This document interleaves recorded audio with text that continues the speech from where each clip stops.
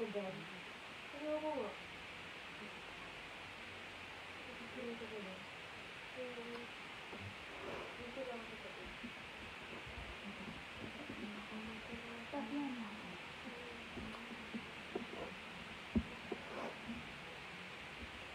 Ayan.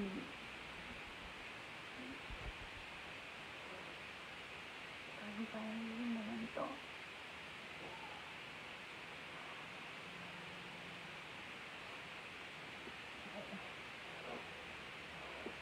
Para sa mga slap arms na nagmamahal sa niya. Ayoko umiyak. Ayoko nga. Ayoko ganito ko, pero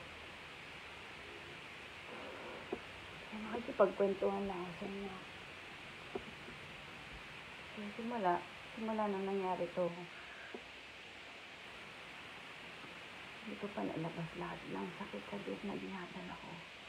Pero kagabi, hindi ako halos makatulog. Parang inuusok sa yung tip ko. Ang gusto ko na magsalita. Okay. Alam ko hindi gusto ni Daniel itong ginagawa ko sa ngayon, pero wala na siya. Kaya dito ako ngayon sa harap niyo. Nagsasalita ako. Okay. Dati patawarin ako. Si Daniel yung tipo na kahit na tinudurog ka rin ng tao, ayaw na magsalita. Ayaw niyang pagtanggol namin siya. Ayaw niya na madamay kami. Sa lahat ng problema niya, kilimkim niya lang.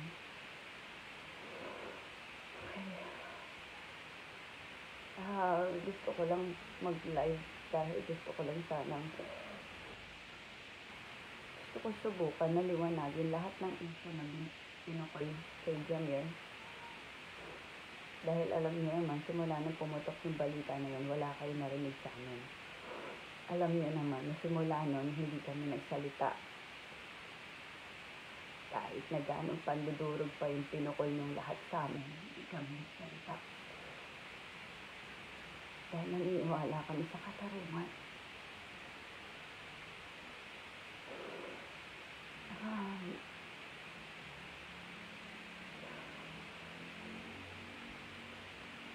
Hindi ko alam kung paano sisimulan to. Hindi ko alam paano sisimulan. Kaya gusto ko lang malaman ng lahat. Simula sa pool. Alam na kung gaano kabait si Jamir. Alam na kung paano siya naging mapagmahal sa inyong lahat. Hindi ko alam. Gusto ko lang po linawin lahat.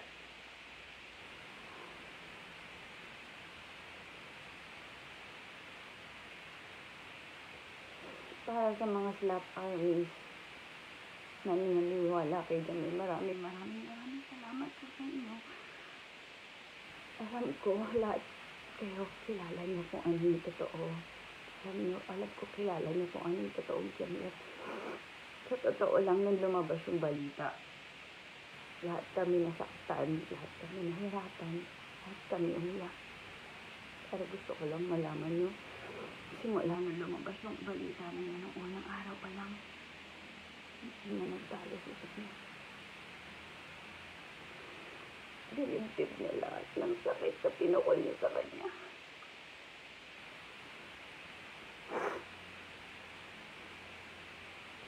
Totoo lang, hindi niya na iniintindi yung mga pinupukol sa kanya, yung mga binibintang sa kanya, wala sa pakialam na doon. Hindi niya lang po talaga matanggap na yung mga taong minahal niya. Ito ba yung gumawa sa kanya ng ganun? Alam niyo kung sino kayo.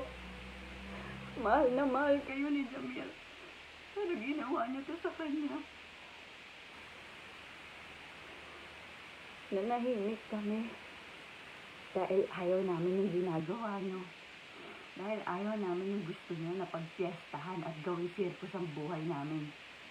Pero ano ginawa niyo? Nag-enjoy kayo. Ha? Nagpakawala kayo ng mga peking news. Gumawa kayo ng mga peking istorya para lang mahila nyo pababa si Jamir. Napakasama nyo. Alam nyo kung sino kayo. Hindi ko kayo babangkitin pero alam nyo na kung sino kayo. Ang hindi ko matanggap hanggang sa huling hininga ni Jamir, nagpalabas pa rin kayo ng peking news. Anong klaseng mga tao kayo? Anong klaseng mga tao? Tinuring kayong kapatid. Si Jamir, mahal na mahal niya kayo. Pero dahil sa pera at inggit, ginawa niyo lahat sa kanya. Alam ko hindi nagugustuhan ni Jamir ang ginagawa ko. Kung meron mang kaisa-isang tao na ayaw na lagi ako naglalabas ng galit ng rant sa social media, si Jamir yun. Pero wala na siya. So, wala na magtatanggol para sa kanya, kundi ako na lang. Gusto ko malinisin yung pangalan niya. Wala na po akong magagawa sa mga taong hindi naniniwala. Pero maraming salamat sa matinding suporta na nararamdaman namin sa mga taong totoong nakakakilala sa kanya. Hindi ko pwedeng ibigay yung mga detalye na nag-gather ko sa buong pangyayari nito. Pero isa lang masasabi ko. Wala kayong mga kwenta. Wala kayong utang na loob. Namahal kayo ni Jamir. Higit pa sa kapatid.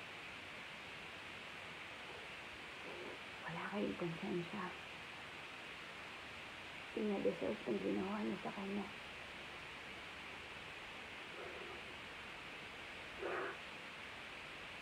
Buong buhay niyang binahal niya lang yung banda. Minahal na lang kayo.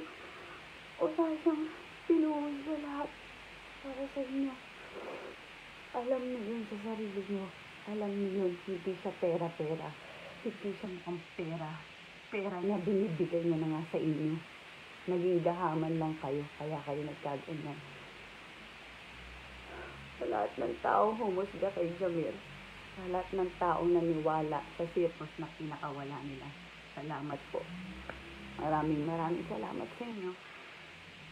Dahil naniwala kayo sa kabaliwan ng mga taong to. Dadasal ko na lang lahat kayo. Hinihingi ko lang yung nagiging naman po ng kahit katiting lang na respeto. Hindi naman po biro yung ginawa ni Jamir. Para sa inyo, sana lang, hanggang sa huling ano na lang, patahimikin naman ang inyong kaluluwa na mahanggang na lang kayo. Huwag niyo po ako intindihin, kaya ko to. Nagsalita lang ako dahil ito yung matagal ko nang gustong gawin at ayaw ni Jamir dahil iniintindi niya pa rin kayo. Iniintindi niya pa rin kayo kahit na napakaraming kadaguang pinagagawa niya sa kanya.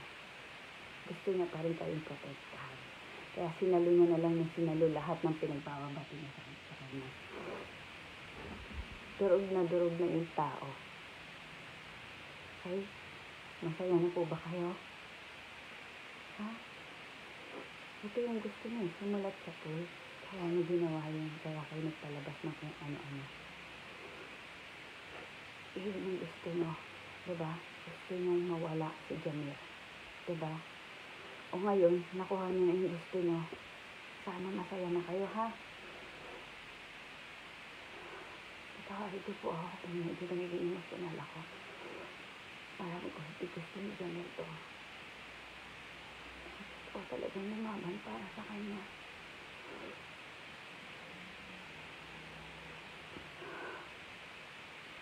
Hindi ko alam kung paano tatapusin to. Basta yun lang po yung gusto ko sabihin sa lahat na lumabas na issue sa kanya. Alam ko, nagtatanong kayo. Alam ko maraming nagtatanong bakit hindi kami nagsasalita. Bakit hindi kami nagre-react? Bakit ang tahimik lang nila? Guilty ba sila? Lahat yun.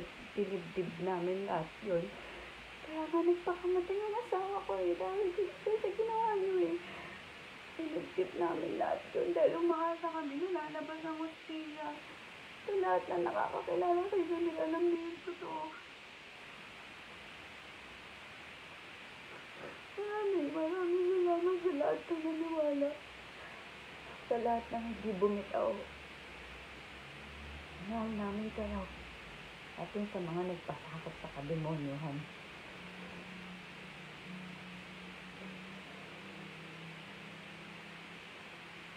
Ang banggit yung pangalan niyo, pero alam na ng mga tao kung sino kayo. May God bless all of you. Okay? Sinuring kayong kapatid ni Jamil. Mahal na mahal kayo ni Jamil. Hanggang sa uling hininga niya, dinibdib niya lahat dahil hindi niya kaya saktan kayo. Hindi niya kaya suklian yung pandidemonyo niya sa kanya. Hindi niya kaya. Sinalo na lang lahat. Wala kayong konsensya hanggang sa huling hininga niya. Nagpalabas ba kayo na kasinungalingan? Parang wala kayong pinagsamahan. Kung banggitin ng pangalan niyo, pero alam ng dalawa kung sino kayo. Sama niyo pang mga asawa niyo, ha? Makonsensya kayo sa ginawa niyo sa asawa ko. Alam niyo kung gaano kabait si Jamira. Alam niyo yan. Patawarin niyo ako. Anis, patawad kung nagkaganito ako.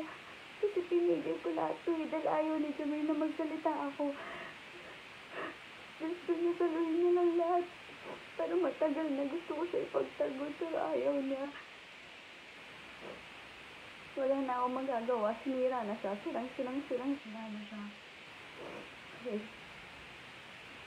Pero kahit pa paano, subukan ko lang na muling ipaalala sa inyo kung ano ang totoo sa pagkatao ni Jamil sa lahat na nakakakilala sa kanya. Isling ko lang po na sana ipagdasal na lang natin yung kaluluwa niya. Wala na po kami magagawa. So, ipagdasal na lang natin siya. Tapos alalahanin na lang natin lahat ng kabuti ang ginawa niya. Lahat ng paninira na ginawa niyo, dalhin niyo na lang yun. Konsensya niyo. Patawad dati. Hindi na gusto ito ginawa ko, pero gusto ko lang makausap kayo. Lahat armies, lahat ng mga kaibigan niya, mga relatives niya, lahat kayo. Maraming salamat. Salamat po. Hindi ko na alam kung ano nasabihin ko. Salamat na lang po.